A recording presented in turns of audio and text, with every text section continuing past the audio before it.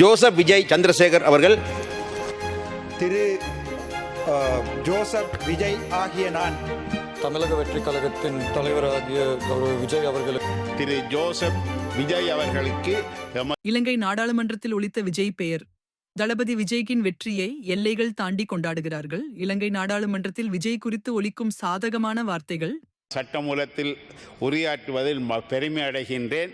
அதற்கு முன்பதாக எமது இந்த அண்மையிலே நடைபெற்ற இந்த தமிழ்நாடு மாநிலத்திலே நடைபெற்ற தேர்தலிலே முதல்வராக தெரிவாகி இருக்கின்ற திரு ஜோசப் விஜய் அவர்களுக்கு எனது சார்பிலும் அது அரசாங்கத்தின் சார்பிலும் அது மக்கள் சார்பிலும் வாழ்த்துக்களை தெரிவித்துக் கொண்டு எமது இந்தியா எமது அயல் நாடாகவும் தமிழ்நாடு எமது அயல் மாநிலமாகவும் இருந்து எங்களுடன் ගරු ජීවන් තොණ්ඩමන් මන්ත්‍රීතුමා ඔබතුමාට විනාඩි 8ක කාලයක් ලැබෙනවා.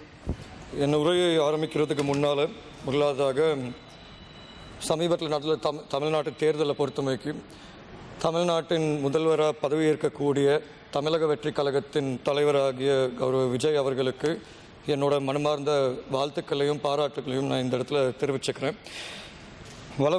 வளமையாகவே மக்கள் அரசியலையும் சினிமாவையும் என்றைக்கும் வேறுன்னு பார்த்ததில்லை.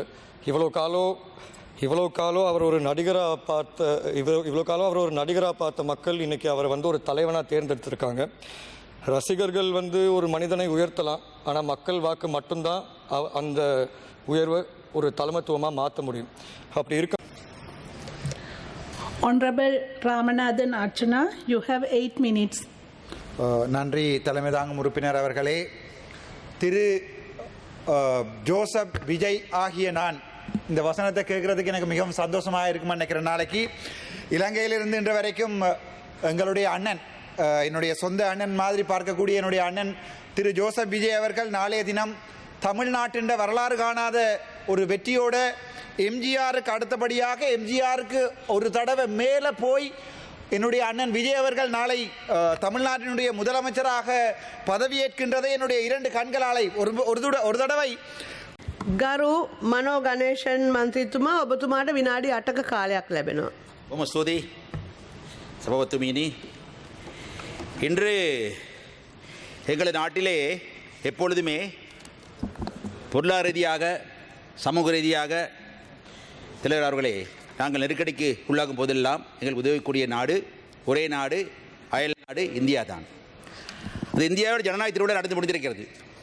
அதிலே ஏறக்குறைய 1, 2, 3, 4 மாநிலங்களிலே தேர்தல் நடந்து முடிந்திருக்கிறது. அதிலே முக்கியமாக தமிழ்நாட்டில் தேர்தல் நடந்து முடிந்திருக்கிறது. தமிழ்நாடு என்பது இலங்கையில் வாழக்கூடிய இந்திய வம்சாவளி மக்களான எங்களது, இலங்கை பிரஜையான எங்களது தந்தையர் நாடு.